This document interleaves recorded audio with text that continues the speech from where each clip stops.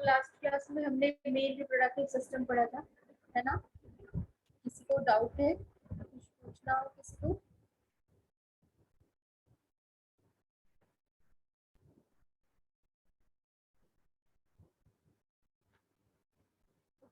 तो आज हमें फीमेल रिप्रोडक्टिव सिस्टम स्टार्ट करना है, ठीक है? फीमेल रिप्रोडक्टिव सिस्टम क्या होता है, उसमें क्या क्या प्रेजेंट होता है, क्या क्या सिस्टम प्रेजेंट है ना? देन फर्टिलाइजेशन कैसे होता है, देन फर्टिलाइजेशन के बाद क्या होता है, ओके? और अगर फर्टिलाइजेशन नहीं हुआ तो क्या होता है, ये सारी चीजें आज हमें पढ़नी है, ठीक है? आवाज क्लियर है ना आप लोगों को?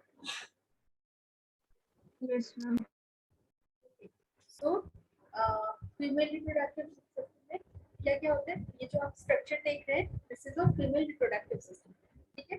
इसमें क्या होंगे, यहाँ जो ये व्हाइट कलर के हमें दिखाई दे रहे हैं, ये क्या है? These are the pair of ovaries, ठीक है?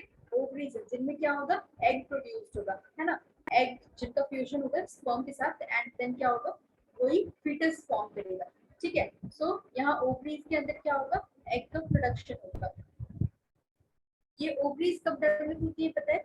जब किसी फीमेल का जब बर्थ होता है, इवन की बर्थ से भी पहले, जब मदर के वोम में फीमेल होती है ना, अगर that is a girl child, अगर जो सेक्स है वो क्या है, फीमेल है, ठीक है? गर्ल चाइल्ड, तभी क्या होगा कि उसकी ओवरीज में एग का प्रोडक्शन स्टार्ट हो जाता है। ऑलमोस्ट 20 to 30,000 एग्स बनते हैं, ठीक है, उस टाइम पे। बट क्या होता है कि जो डिविजन्स होते हैं एग का फर्दर, लाइक मियोसिस 1 होता है, मियोसिस 2 होता है, ये सारे डिविजन्स नहीं होते हैं ना, सिर्फ एग का प्रोडक्शन होता है, ठीक है? बहुत सारे एग्स उसमें रह जाते हैं। फिर क्या होता है, धीरे धीरे जब फीमेल का बर्थ होता है एंड जब प्यूबर्टी आती है, मीन्स जब 10 to 14 ईयर्स की फीमेल हो जाती है, उसके बाद क्या होता है कि ये जो एग्स होते हैं डेवलप होना स्टार्ट होते हैं, ठीक है? सो जब प्यूबर्टी आती है, प्यूबर्टी कब आती है?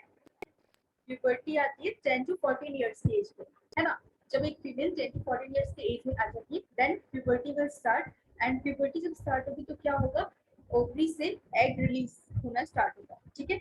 एंड हर मंथ क्या होता है, एक ओवरी से एक एग रिलीज होता है, ठीक है?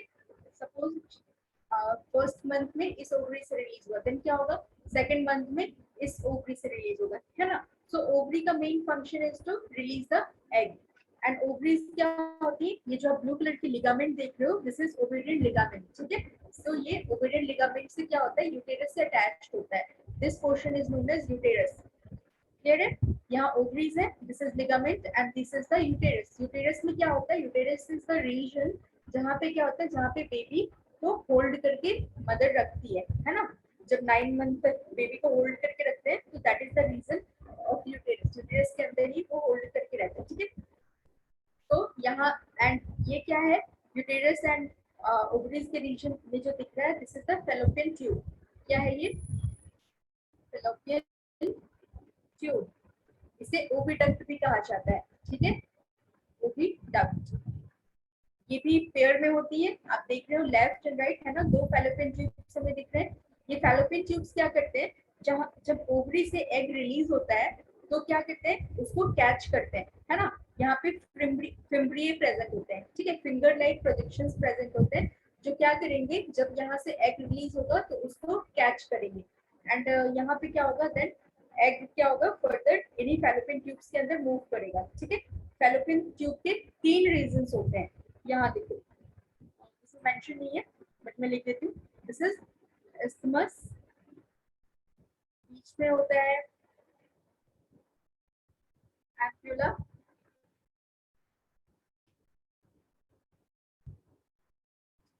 एंड इस रीजन को बोलते हैं इन्फंटिब्यूलम, ठीक है? सो ये 3 रीजन होता है। ये 3 रीजन आपको इसलिए बता रही हूँ क्योंकि जो मेन जब हम देखेंगे आगे, जो फर्टिलाइजेशन होगा, जब स्पर्म यहाँ आएगा, है ना, तो जो फर्टिलाइजेशन होता है वो इस रीजन पे होता है, एम्प्यूला वाले रीजन पे होता है, ठीक है? ओवम एंड स्पर्म कहाँ जाकर मिलते हैं, एम्प्यूला वाले रीजन पे जाकर मिलते हैं, क्लियर है? सो फैलोपियन ट्यूब के अंदर क्या होता है, फर्टिलाइजेशन होती है, ठीक है ना? जब फर्टिलाइजेशन होगा तो आपका जाइगोट है that will travel to the uterus, है ना। ये रीजन क्या है, यूटेरस। यहाँ पे क्या होगा, यहाँ पे इम्प्लांटेशन होता है, ठीक है। यहाँ पे बेबी का डेवलपमेंट स्टार्ट होता है। Now uterus and this is the region of vagina. Vagina क्या होती है, वेजाइना वो रीजन होती है जहाँ पे मेल जो होते हैं वो अपना स्पर्म इंजेक्ट आउट करते हैं ना, यहाँ से स्पर्म अंदर आते हैं, ठीक है। So this is the region of vagina. यहाँ से क्या होगा, male sperm will come and vagina and uterus के बीच में जो रीजन होता है दैट इज क्लोज रीजन, वो किससे क्लोज होता है, सर्विक्स से, ठीक है। सर्विक्स जो होता है वेजाइना एंड यूटेरस के बीच में प्रेजेंट होता है।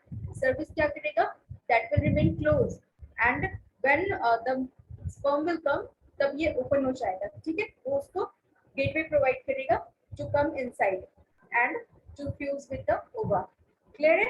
So this is the diagram of female reproductive system. आपको ये समझ में आया? So इसे हम नोट डाउन कर लेते हैं. What is the structure? First we will note it down. Female reproductive system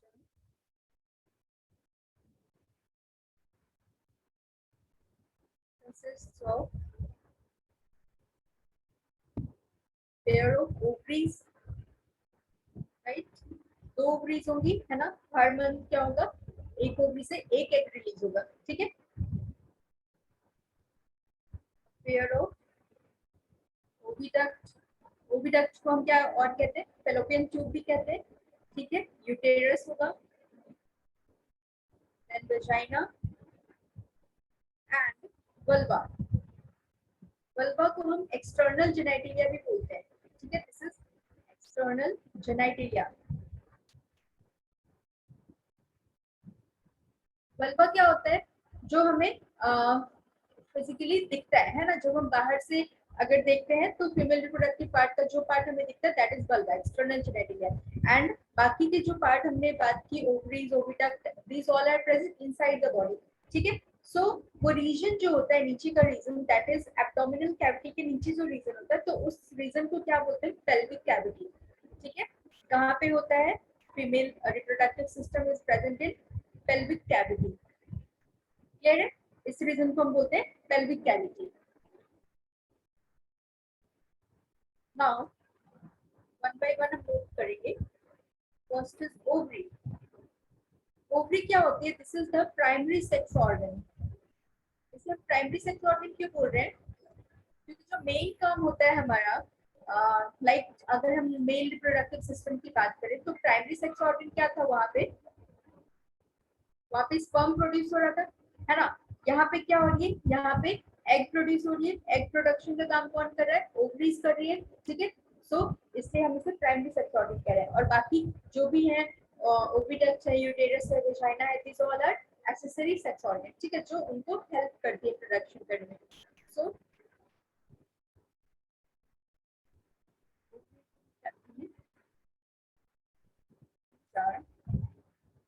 connected to uterus by the ovarian ligament.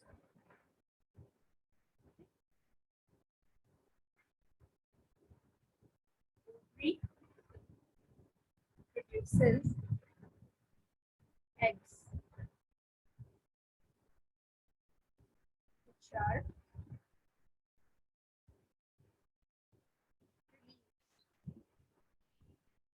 the,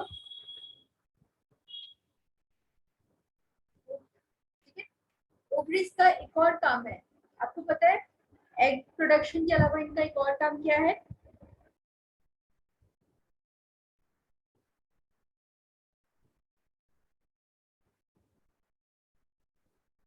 और क्या प्रोड्यूस करेंगी, ma'am hormones. Hormones, very good. Sex hormones भी produce करती है, ठीक है। कौन कौन से, एस्ट्रोजन, एस्ट्रोजन एंड प्रोजेस्टेरॉन, ठीक है। ये हार्मोन्स क्या करते हैं, अगर आगे जब हम मेंस्ट्रुएशन साइकिल देखेंगे तो हम देखेंगे कि इन हार्मोन्स का क्या रोल है। वैसे क्या करते हैं, ये जो एंडोमेट्रियम की लाइनिंग होती है, जो हमारा यूटेरस होता है, यूटेरस को नरिशमेंट देने में हेल्प करती है ना, ताकि बेबी का इम्प्लांटेशन अच्छे से हो जाए, ठीक है, ताकि बेबी का डेवलपमेंट अच्छे से हो। तो इसलिए ये हार्मोन्स बहुत इंपॉर्टेंट होती हैं।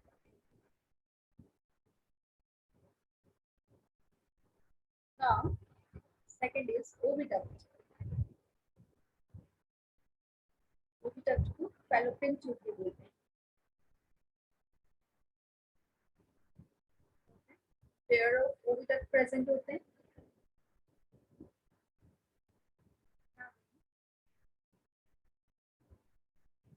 Funnel shaped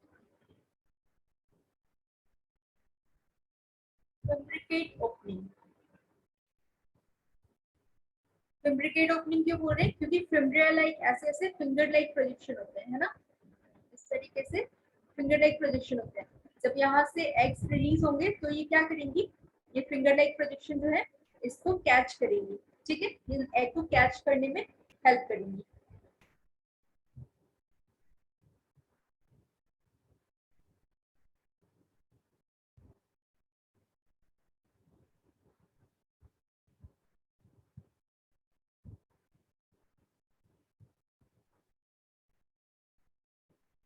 ऑल्टरनेटली एक मंथ में पहले ओवरी से रिलीज होगा, देन नेक्स्ट मंथ में दूसरे ओवरी से रिलीज होगा, ठीक है। और अगर बाई चांस मान लो दोनों ओवरीज, कभी कभी क्या होता है ना, गलती से दोनों ओवरीज से ही एक रिलीज हो जाती, तब क्या होगा, कोई गैस कर सकता है क्या होगा?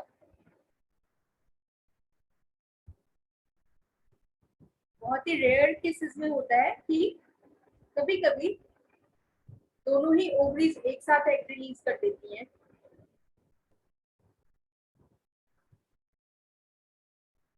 उस टाइम पे क्या होगा, ट्विंस बनेंगे, है ना। ट्विंस बनने के बहुत सारे रीजंस होते हैं, जिसमें से एक रीजन ये है। तो ये ट्विंस कैसे होंगे, आइडेंटिकल होंगे क्या?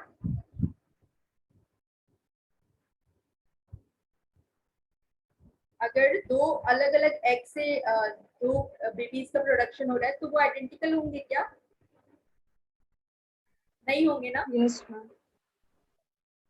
नहीं, आइडेंटिकल ट्विंस नहीं होंगे वो। ट्विंस तो होंगे बट आइडेंटिकल नहीं होंगे। हो सकता है एक मेल हो एक फीमेल हो, है ना, या दोनों फीमेल हो दोनों मेल हो जाए, but they will not identical twins.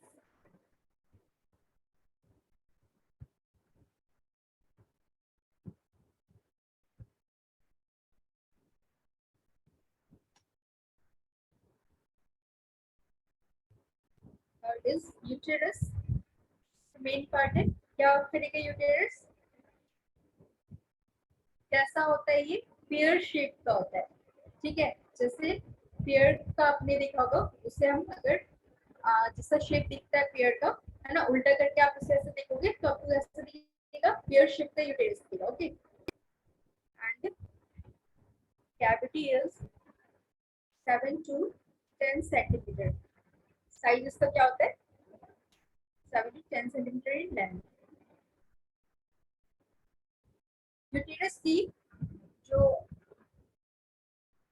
यहाँ पे हमने ये डायग्राम देखा यूटेरस का, ठीक है, आप देखोगे इसमें 3 लाइनिंग आपको मिलेगी। ये जो सबसे आउटर लाइनिंग होती है, दिस इज कॉल्ड पेरीमेट्रियम, जो सबसे बाहर की कवरिंग होती है ना, uterus is protected by this covering is known as perimetrium. And जो बीच का जो होता है, जहाँ पे स्मूथ सेल्स प्रेजेंट होते हैं mainly, that is known as endometrium, ठीक है, सॉरी बायोमेट्रियम। एंड जो सबसे अंदर की लाइनिंग होती है, इंटरनल लाइनिंग, उसे कहते हैं एंडोमेट्रियम। सबसे मेन रोल जो प्ले करते हैं दैट इज एंडोमेट्रियम का होता है। वो क्या करते हैं, इम्प्लांटेशन में हेल्प करते हैं। जब क्या होता है, ब्लास्टुला फॉर्म हो जाता है ना, जाइगोट के बाद ब्लास्टुला का फॉर्मेशन हो जाता है, तो उसको क्या करते हैं, एंडोमेट्रियम के अंदर इम्प्लांट कराना होता है, ठीक है। और वो जो इम्प्लांटेशन होता है वो ऑलमोस्ट 9 मंथ तक वो फिर वैसे ही वो अटैच होकर रहता है। ब्लास्टुला हमेशा एंडोमेट्रियम से अटैच होकर रहता है जब तक बेबी का बर्थ ना हो जाए तब तक, और वहां से क्या करता है, वो पूरा न्यूट्रिशन लेता है, ठीक है। तो एंडोमेट्रियम क्या होती है, सबसे इंटरनल लाइनिंग होती है जो फीटस को न्यूट्रिशन प्रोवाइड करती है। So this is the very important lining. और अगर जब मेंस्ट्रुएशन होता है मींस अगर कोई फर्टिलाइजेशन नहीं हुआ, ठीक है, तो क्या होगा जब मेंस्ट्रुएशन स्टार्ट हो जाएगा तो यही जो एंडोमेट्रियम लाइनिंग होती है यही टूट जाती है ना। इनकी टूटने की वजह से क्या होता है, ब्लीडिंग स्टार्ट होता है, ठीक है।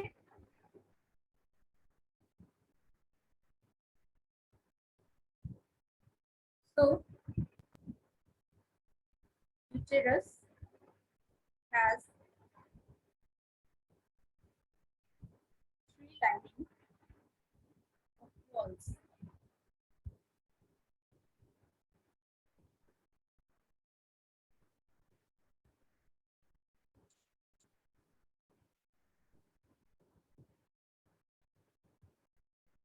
कौन कौन सी लाइनिंग होगी?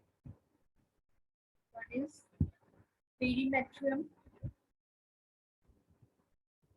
बीच वाली लाइनिंग को बोलेंगे एंडोमेट्रियम, एंड सॉरी बीच वाली लाइनिंग को बोलेंगे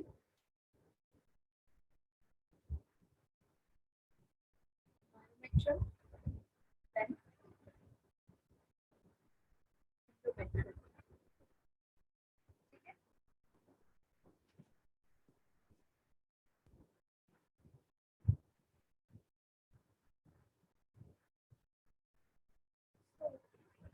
यूटेरस का मेन फंक्शन क्या क्या हो गया? सबसे पहला तो प्रेगनेंसी में रोल प्ले कर रहा है ना, देन लेबर जनरेशन में भी करेगा, एंड एट लास्ट मेंस्ट्रुएशन में भी करेगा, ठीक है। इसके मेन तीन रोल हो गए। Now next is vagina. Vagina क्या होती है?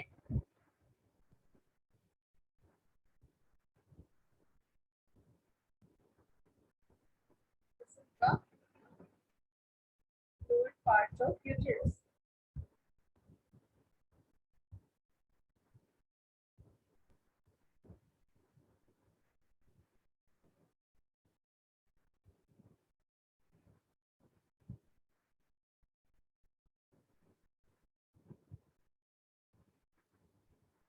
वजाइनल ओपनिंग को क्या बोलते हैं?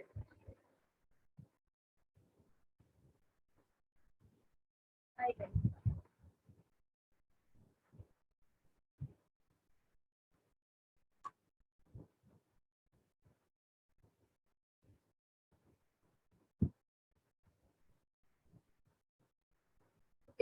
वजाइना का क्या रोल है?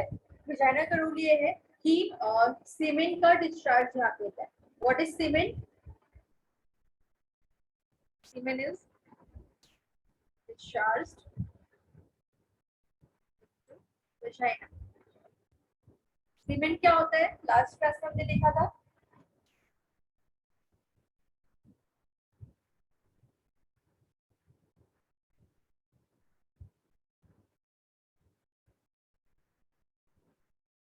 क्या होता था? Sperm cells. स्पर्म सेल्स के अंदर बहुत सारे लिक्विड मिक्स होते थे ना, Cowper's gland and seminal vesicle से जो भी फ्लूइड आ रहा था वो सारे मिक्स होकर क्या फॉर्म कर रहे थे? सीमेन फॉर्म कर रहे थे, राइट। यहाँ पे हमारे काम का क्या है? स्पर्म है, बट स्पर्म अकेला तो नहीं आ सकता ना। स्पर्म क्या होगा, बहुत सारे फ्लूइड के साथ मिक्स होकर आता है, ठीक है। वो फ्लूइड्स क्या करते हैं, उनको स्पर्म को एनर्जी प्रोवाइड करते हैं, है ना। हमने देखा था सीमेंट के अंदर क्या क्या था, फ्रुक्टोज था एंड डिफरेंट अल्कलाइन सब्सटेंसेस होते हैं। तो फ्रुक्टोज क्या करता है, वो स्पर्म को एनर्जी देता है आगे ट्रेवल करने के लिए, ठीक है। एंड बहुत सारे अल्कलाइन सब्सटेंसेस होते हैं। अल्कलाइन सब्सटेंसेस का क्या काम था, जो वजाइना होता है वो क्या कैसा होता है, वो बहुत ही एसिडिक मीडियम का होता है ना।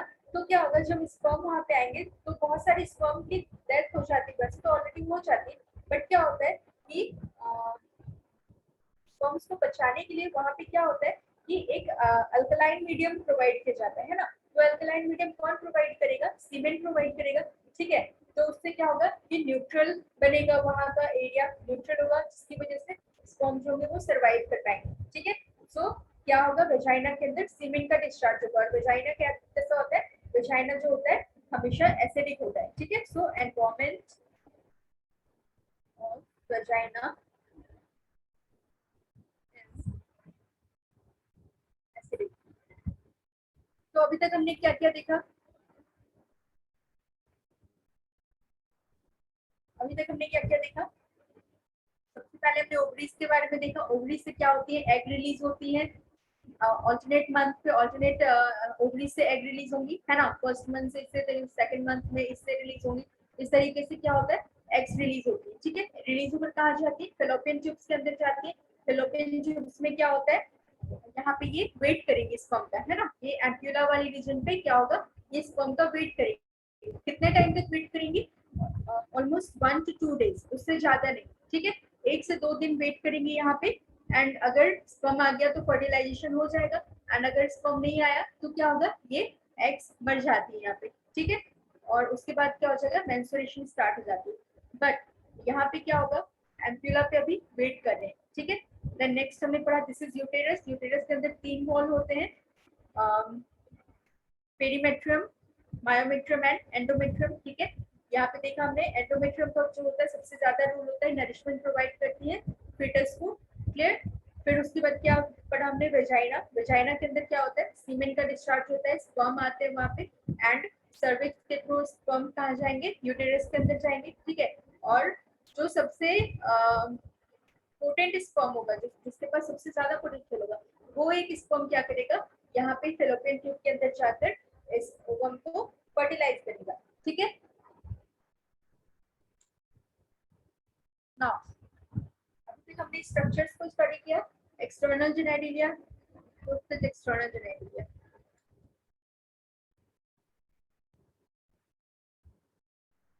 इसे और क्या कहते हैं?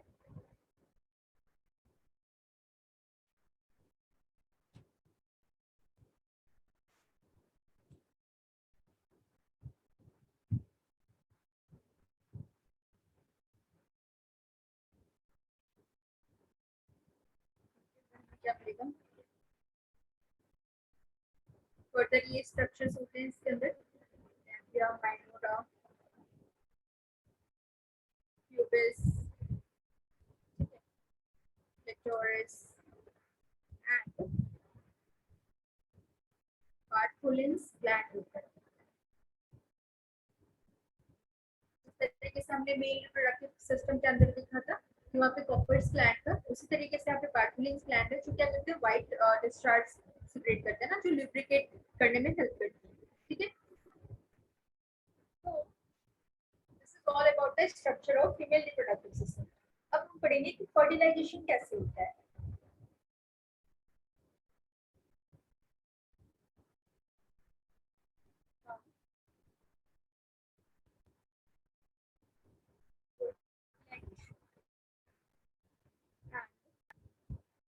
Post fertilisation,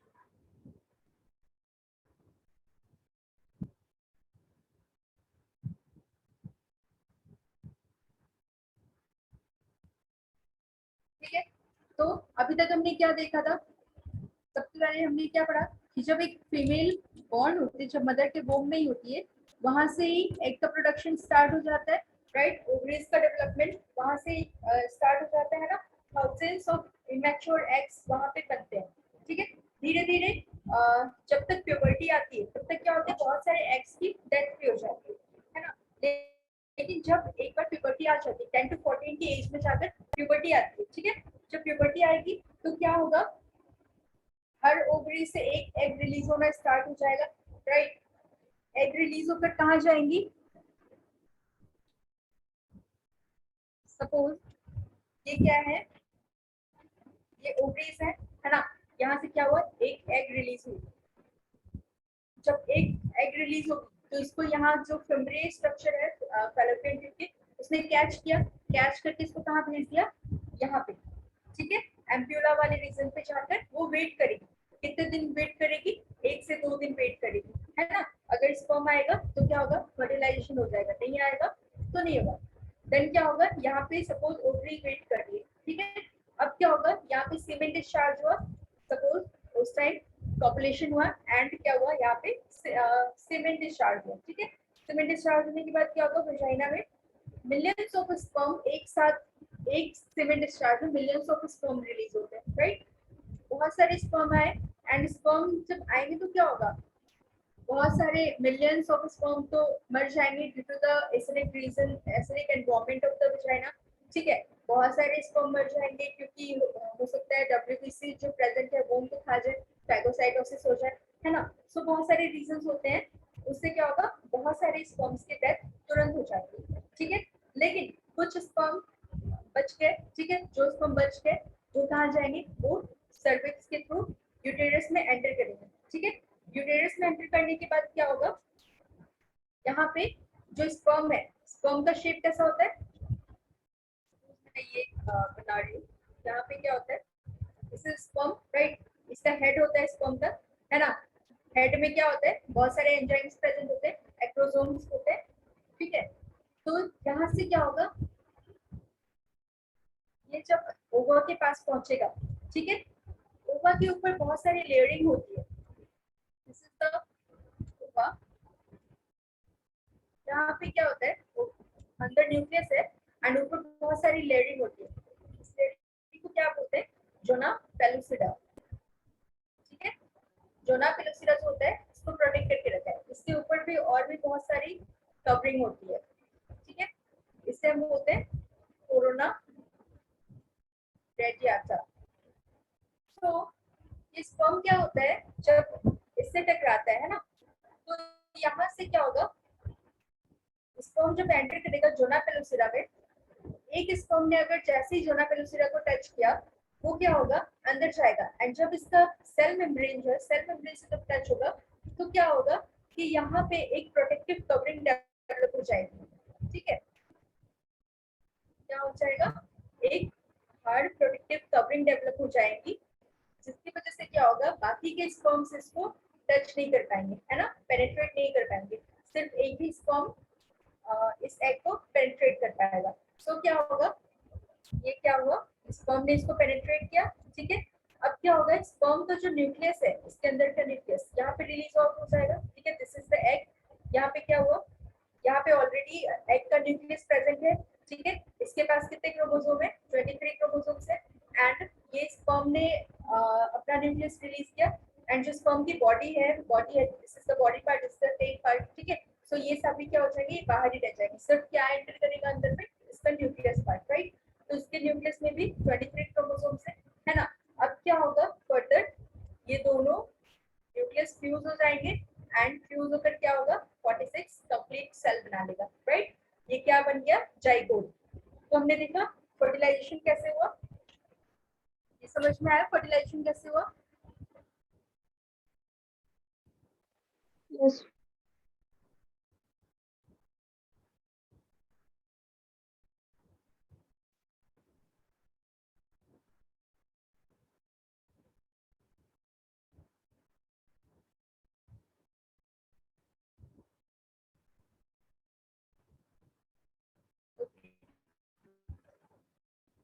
fertilisation and post fertilization में क्या होता है, पॉइंट वाइज हम लोग नोट डाउन कर लेते हैं। On reaching the puberty,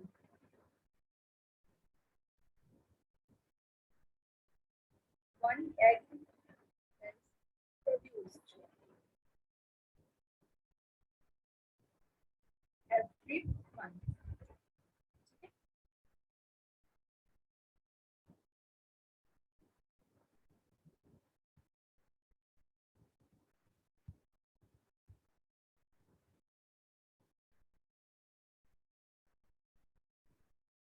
यहाँ पे जो एग है, this is known as secondary oocyte, secondary oocyte हम इसे बोलते हैं, है ना। सेकेंडरी oocyte और ओवा में क्या अंतर होता है, आपने वर्ड सुना होगा, कभी हम बोलते हैं सेकेंडरी oocyte, कभी बोलते हैं ओवम, है ना। सो दोनों में डिफरेंस क्या होता है,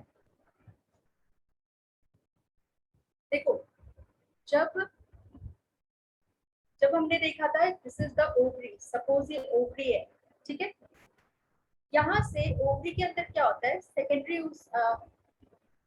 oocyte प्रेजेंट होता है, ठीक है, दिस इज सेकेंडरी और इसके बाहर क्या है,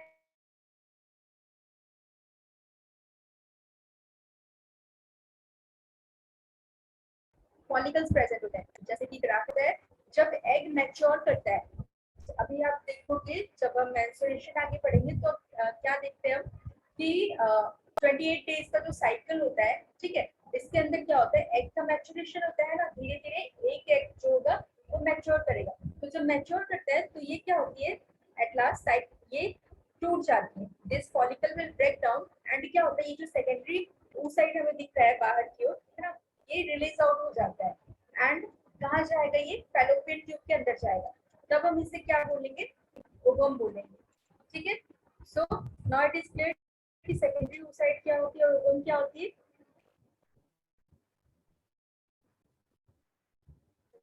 Oocyte is now captured by the fallopian tube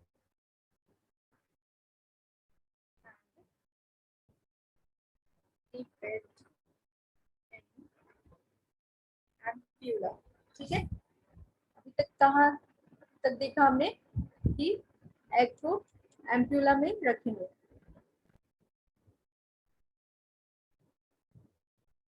Now, second step is semen is ejaculated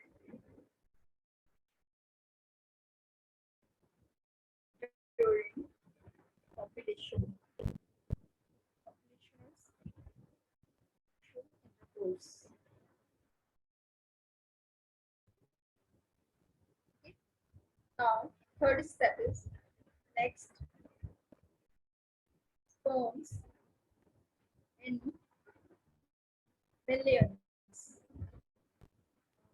Millions in numbers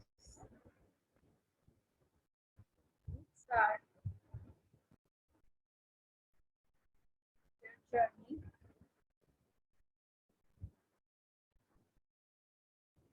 by the root of vagina. Vagina से गया यूटेरस में, vagina से then cervix, cervix से यूटेरस and यूटेरस से finally ओविटल, जहाँ पे ओवरबीट कर रहा है ना।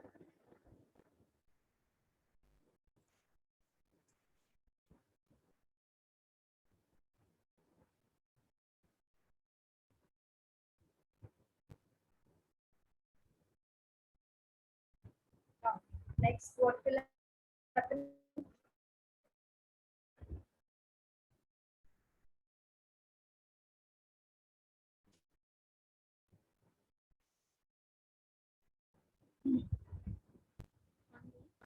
Branches to penetrate the egg and fertilization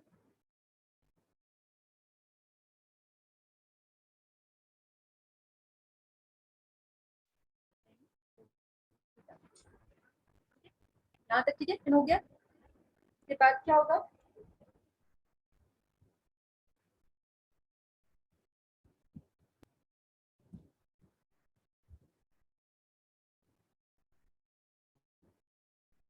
यहाँ तक हमने देखा था दिस इज एंड, ये न्यूक्लियस फ्यूज किए थे, टू एंड प्रोड्यूस किया, ठीक है। टू एंड के बाद क्या होगा, यहाँ पे सेल डिवीजन स्टार्ट होगी, जाइगोट, जाइगोट के अंदर कौन सी सेल डिवीजन होती है,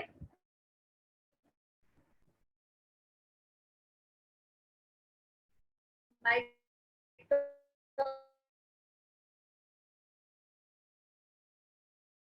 डिवीजन, ठीक है। माइटोसिस यहाँ पे, क्योंकि जाइगोट ऑलरेडी बन चुका है विद माइटोसिस, ठीक है। उससे पहले जब गैमेट फॉर्मेशन होता है, जब एग एंड स्पर्म फॉर्मेशन होता है, उस टाइम पे कौन सी डिवीजन होती है, मियोसिस, क्लियर है। सो ह्यूमन लाइफ में मियोसिस सिर्फ एक ही बार होती है जब जाइगोट का फॉर्मेशन करना होता है ना, बाकी टाइम क्या होता है, माइटोसिस होती है। जाइगोट को हम क्या बोलते हैं, जाइगोट को हम टोटिपोटेंट सेल बोलते हैं।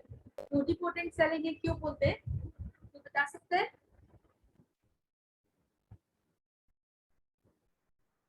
कोई बता सकता है टोटिपोटेंट सेल का मतलब क्या हुआ? श्रेया? No, ma'am.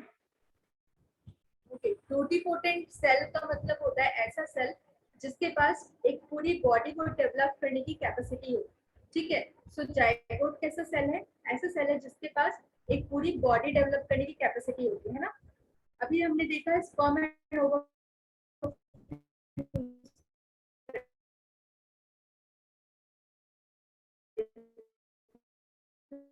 करने के बाद उन्होंने जाइगोट फॉर्म किया।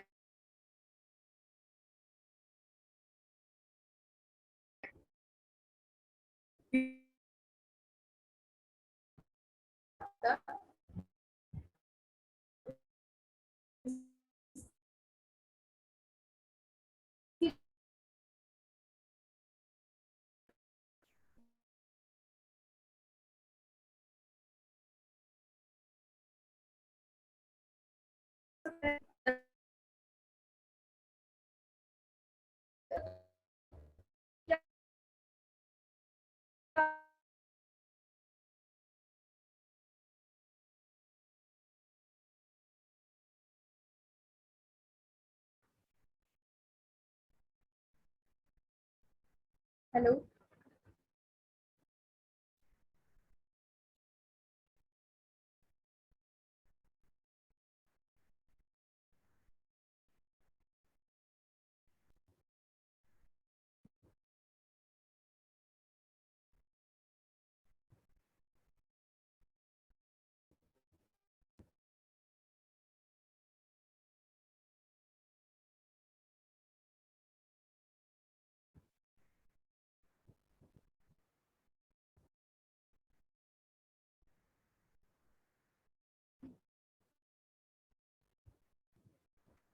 नौ। अब क्या हुआ, ये एम्ब्रियो फॉर्मेशन अभी तक जो भी हुआ है कहाँ हुआ है, फैलोपियन ट्यूब के अंदर हुआ है। ठीक है, ये एम्ब्रियो फॉर्मेशन कहाँ हुआ, फैलोपियन ट्यूब के अंदर। हेलो गाइस, आवाज आ रही है मेरी? Yes, ma'am. Okay, so now अभी तक क्या देखा हमने, एम्ब्रियो के स्टेज तक देखा। ठीक है, एम्ब्रियो का फॉर्मेशन,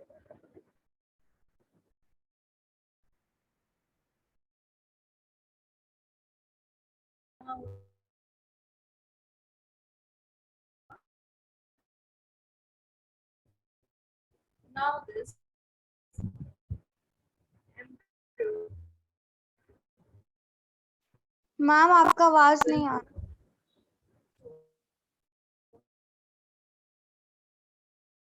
the uterus।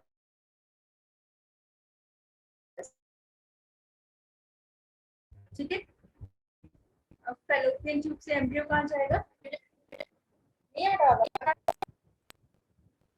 बोलो। No, ma'am.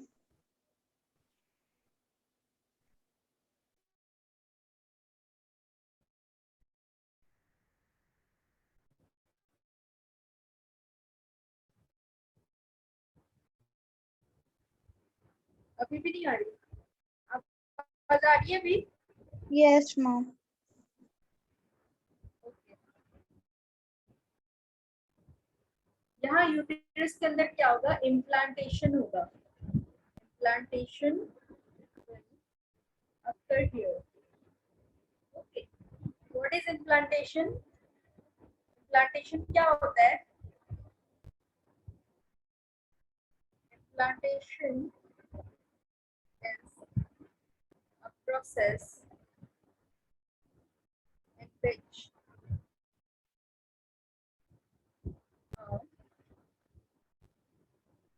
developing embryo moving through a uterus makes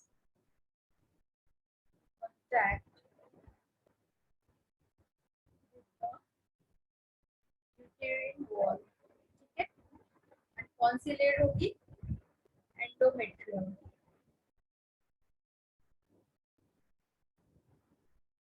and remains attached to it until birth, right? कब तक अटैच होगी? पूरे 9 मंथ तक एंडोमेट्रियम की वॉल से अटैच होकर रहता है एम्ब्रियो।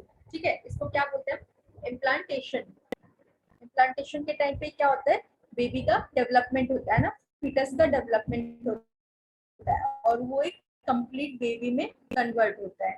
ठीक है, नाउ इम्प्लांटेशन के बाद क्या होगा? Post fertilization events. Post fertilization events क्या क्या होंगे? अभी हमने देखा कि फीटस का डेवलपमेंट हो रहा है। ठीक है, फीटस जब डेवलप हो जाएगा तो उससे क्या होगा? प्लेसेंटा रिलीज होता है। प्लेसेंटा क्या होता है? एक स्पेशल काइंड ऑफ टिश्यू होता है जो क्या होता है? यूटेरिन, जो मदर का जो यूटेरिन का वॉल है, ठीक है, और बेबी, इन दोनों के बीच में कनेक्टेड होता है, जिससे क्या होता है? न्यूट्रिशन का एक्सचेंज होता है ना। मदर जो भी फीड लेती है उससे क्या होता है? न्यूट्रिशन प्लेसेंटा के थ्रू ही बेबी को जाता है। ठीक है, और बेबी के अंदर क्या होगा? बहुत सारे वेस्ट मटेरियल जनरेट होंगे, है ना। बेबी के अंदर कुछ जो भी वेस्ट मटेरियल जनरेट होगा वो उसी प्लेसेंटा के थ्रू क्या होता है? मदर के ब्लड सर्कुलेशन में, मदर के ब्लड सर्कुलेशन के थ्रू निकल जाता है। ठीक है, सो दोनों साइड से एक्सचेंज होगा न्यूट्रिशन का, एंड बेबी क्या करती है? अपना वेस्ट मटेरियल भी जनरेट करते हैं। सो this is all occurring through placenta. ठीक है, सो पोस्ट फर्टिलाइजेशन इवेंट पे क्या होगा? मेनली प्लेसेंटा का जनरेशन हुआ। ठीक है, तो आपका पोस्ट फर्टिलाइजेशन इवेंट्स में during pregnancy placenta. What is placenta? This is a special kind of tissue. किससे बन रही है प्लेसेंटा? एम्ब्रियो से फॉर्म होगी। ठीक है, प्लेसेंटा कभी मदर नहीं बनाती है, प्लेसेंटा हमेशा एम्ब्रियो बनाता है। ठीक है, placenta goes into a yes between the parent wall, and the embryo.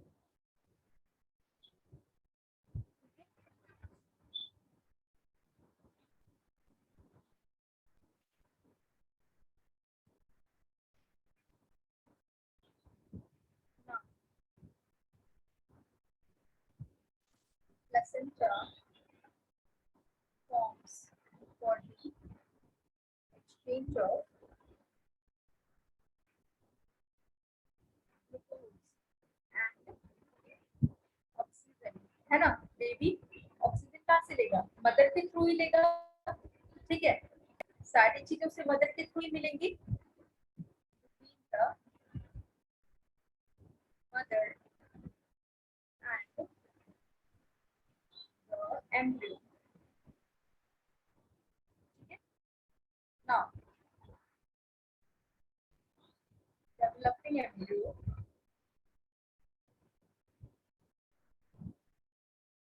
also generate waste substances.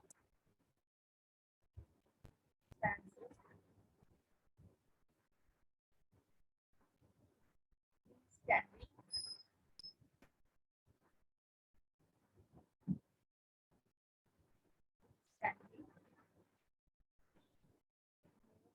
by placenta,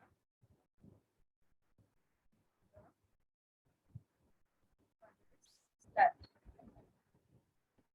Okay.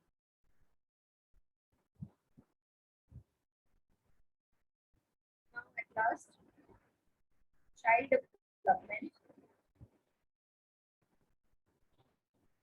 6 9 months। Pregnancy 9 months की होती है। ठीक है,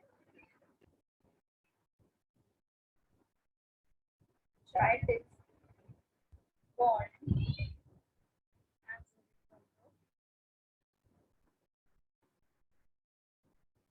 as my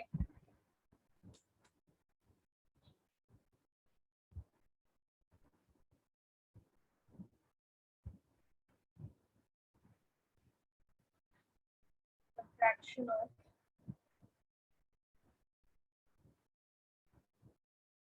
muscles.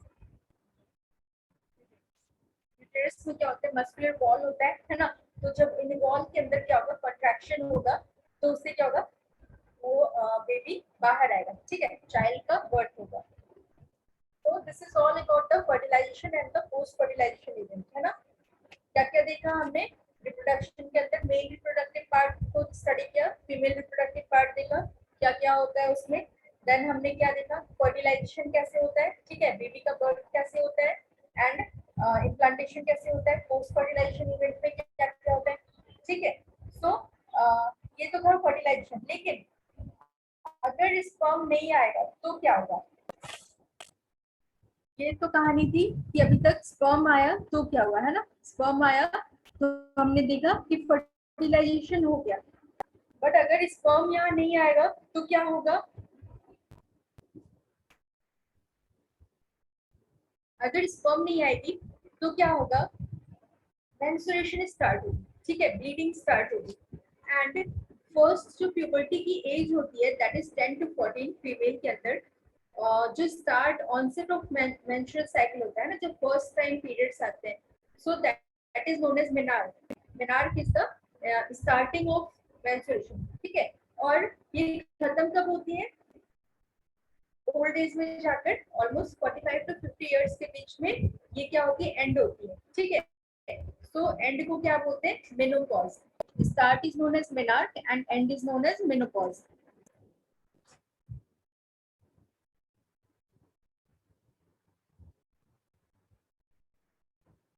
नाउ ये देखो, ये हालांकि इतने डिटेल में आप लोगों की क्लास में जरूरत नहीं है समझाने की, है ना, बट एक शॉर्ट ओवरव्यू हम लेंगे कि क्या होता है और किस तरीके से क्या चेंजेस आते हैं बॉडी में जिसकी वजह से मेंस्ट्रुएशन होती है, ठीक है। तो अभी तक हमने क्या देखा कि जो स्टार्टिंग ऑफ प्यूबर्टी थी, starting of menstruation cycle is known as menarche and end को बोलते हैं मेनोपॉज। ये क्या होती है, साइकिल हमेशा 28 डेज की साइकिल होती है, ठीक है। ये देखो नीचे जो आप डायग्राम में देख पा रहे हो, दिस इज द डेज, यहाँ पे डेज को रिप्रेजेंट किया गया है ना, 0 to 4 कितने तक है, 28। सो साइकिल कितने डेज की होती है, 28 डेज की साइकिल होती है, ठीक है। यहाँ देखो दिस इज एंडोमेट्रियल साइकिल, ये क्या, ये जो रेड कलर से रिप्रेजेंट कर रहा है, ये जो हमारे यूटेरस की जो वॉल होती है, जो एंडोमेट्रियल लाइनिंग होती है, उसको रिप्रेजेंट कर रहे हैं, ठीक है, कि वो किस तरीके से ग्रो करती है, किस तरीके से टूटती है। तो देखो फर्स्ट अगर हम यहाँ पे देखेंगे 0 to 5 डेज तक, आप देखो कि ये वॉल टूटती हुई दिख रही है ना। यहाँ पे क्या हो रहा है, यहाँ से इस टाइम पे ब्लीडिंग होती है, ठीक है। इन 5 दिनों में क्या होता है, ब्लीडिंग होती है, ये वॉल क्या होती है, टूट जाती है, जिसकी वजह से ब्लीडिंग होती है। देन आफ्टर 5 डेज क्या होगा कि धीरे धीरे क्या होंगे, फॉलिकल्स फिर से बनना स्टार्ट होंगे, ठीक है, नया एग फिर से बनना स्टार्ट होगा। तो उस टाइम पे क्या होता है, अभी हम देखते हैं। ये देखो सबसे ऊपर हमें क्या दिखाई दे रहा है, फॉलिकुलर डेवलपमेंट। कि फॉलिकुलर डेवलपमेंट किस तरीके से होता है, ओवरी के अंदर, suppose this is the ovary, इसके अंदर ये फॉलिकुलर डेवलपमेंट स्टार्ट हो चुका है, ठीक है, ये धीरे धीरे फॉलिकल्स डेवलप कर रहे हैं। इसके अंदर देखोगे ये सारे ऊपर क्या है, ग्राफिन फॉलिकल्स है इसके ऊपर, है ना, एंड सेकेंडरी oocyte यहाँ पे डेवलप कर रहा है, ठीक है। अभी तक ये क्या है, ये सेकेंडरी oocyte है, दिस इज सेकेंडरी oocyte, ठीक है। एंड ये हार्मोन्स को दिखा रहे हैं, देखो यहाँ पे क्या है, this is the pituitary and ovarian hormone levels. क्या होता है एक्चुअली, ब्रेन में हमारा एक रीजन होता है हाइपोथैलेमस, हाइपोथैलेमस, ठीक है, ये सभी के ब्रेन में होता है, मेल एंड फीमेल दोनों के ब्रेन में होता है। हाइपोथैलेमस रीजन जो होता है वो क्या करता है, जितने भी आपकी बॉडी में चेंजेस हो रहे हैं, है ना, उन सारे चेंजेस को ये हाइपोथैलेमस ही कंट्रोल करता है, मेल के अंदर भी एंड फीमेल के अंदर भी। क्लियर? देन ये हाइपोथैलेमस क्या करता है, अगेन एक रीजन है,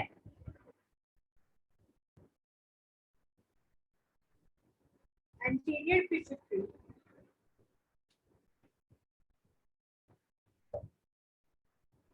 क्या होती है, हाइपोथैलेमस किसे एक्टिवेट करता है, एंटीरियर पिट्यूटरी को, ठीक है। यहाँ पे देख लो पिट्यूटरी है, this is anterior pituitary. Hypothalamus क्या करेगा, एंटीरियर पिट्यूटरी को एक्टिवेट करेगा, एंड एंटीरियर पिट्यूटरी देन क्या करते हैं, दो हार्मोन रिलीज करते हैं, एफएसएच एंड एलएच, ठीक है। ये फीमेल की बात कर रही हूँ मैं, फीमेल के अंदर एलएच और एफएसएच दो हार्मोन रिलीज होते हैं, FSH and LH. Clear? FSH is for follicle stimulating hormone और एलएच का मतलब होता है ल्यूटिनाइजिंग हार्मोन, ठीक है। तो जो भी रोल प्ले करते हैं ना, वो यही दोनों हार्मोन्स प्ले करते हैं। यहाँ पे क्या हो रहा है, देखो जैसे जैसे ओवरीज डेवलप हो रही है ना, धीरे धीरे ग्रो कर रही है ओवरीज, तो कौन हेल्प कर रहा है, एफएसएच। धीरे धीरे क्या होगा, एफएसएच इनके डेवलपमेंट में हेल्प करेगी। एंड जब बीच में साइकिल है 14 डेज में, देख रहे हो बीच में क्या होती है, all of a sudden LH एकदम से बढ़ जाता है, जो ल्यूटिनाइजिंग हार्मोन हमारा होता है वो एकदम से बढ़ जाता है ना। और बढ़ने के बाद क्या होता है, यहाँ से ये जो आपकी ग्राफियन फॉलिकल होती है टूट जाती है, और ये जो आपका सेकेंडरी साइट होता है ये बाहर निकल जाता है, ठीक है। अभी ये आपका ओवम क्या हुआ, रिलीज हो गया, ये कहाँ चले गया, ये चला जाएगा फैलोपियन ट्यूब में, ठीक है। ये ओविडक्ट में चला जाएगा, ओविडक्ट का मतलब फैलोपियन ट्यूब, ये तो चला गया। अब यहाँ पे बच के आ गई बाकी की जो सेल्स है, बाकी की जो फॉलिकल्स है वो बच गई, तो हम इन्हें क्या बोलते हैं, this is now known as corpus luteum, ठीक है। बचे हुए पार्ट को बोला जाता है कॉर्पस ल्यूटियम। कॉर्पस ल्यूटियम क्या करते हैं, इनका मेन काम है, ये प्रोजेस्टेरॉन सिक्रेट करते हैं, ठीक। प्रोजेस्टेरॉन और एस्ट्रोजन, ये दो हार्मोन जो होते हैं ये हमारी ओवरीज रिलीज करती है, मैंने बताया था क्लास की स्टार्टिंग में। तो ये प्रोजेस्टेरॉन क्या करता है, प्रोजेस्टेरॉन हार्मोन जो होता है, ये जो हमारी एंडोमेट्रियल वाली लाइनिंग होती है इसको प्रोलिफरेट कराता है, मतलब इसको ग्रोथ कराने में हेल्प करता है, ठीक है।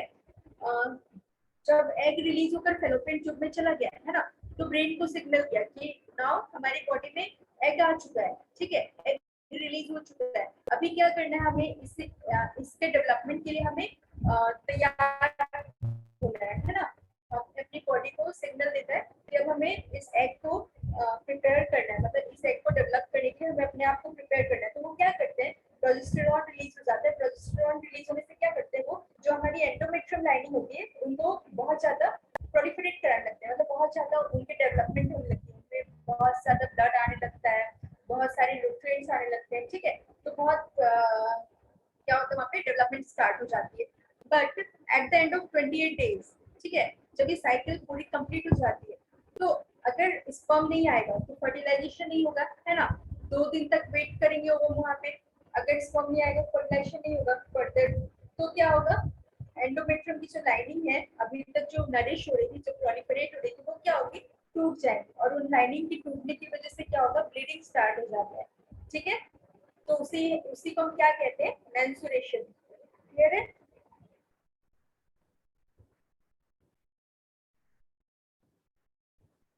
क्लियर है ना, what is menstruation? I think ये आप लोग को इतना डिटेल में मुझे दिखाने की जरूरत नहीं है, because menstruation is not so important.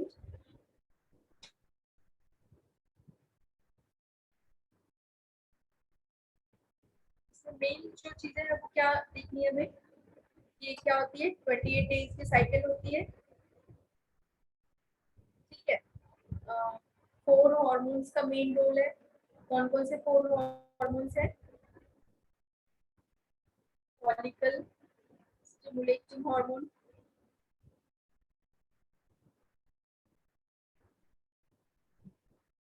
FSH, second is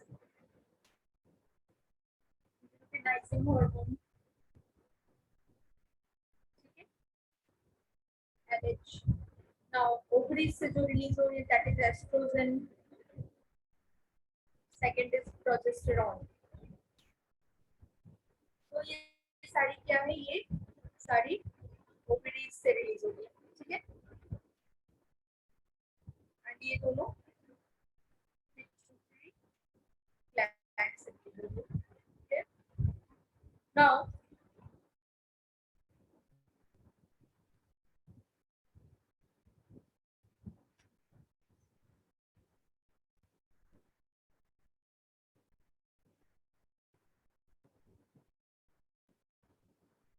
female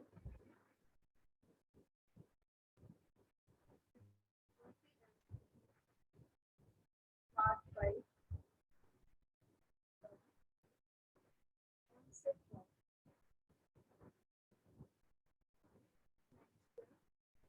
cycle, concept of menstrual cycle is called menarche, menarche। तब स्टार्ट होता है 10 to 14 इयर्स के एज पे, है ना। End of menstrual cycle is called menopause। ये approximately 45 years की age में, ठीक है। तो is this clear to all of you? सभी को समझ आ गया ना? बोलो बच्चों। Yes, ma'am. ओके, ठीक है। तो आज क्लास हम यही खत्म करते हैं, ठीक है। एक लास्ट टॉपिक हमारा बचा रिप्रोडक्टिव हेल्थ, इसको नेक्स्ट क्लास में करेंगे। देन ये रिप्रोडक्शन चैप्टर आप लोग का कंप्लीट हो जाएगा, ठीक है। नेक्स्ट क्लास में इससे रिलेटेड हम कुछ क्वेश्चन आंसर्स भी देख लेंगे। कोई डाउट है किसी को, कुछ पूछना है?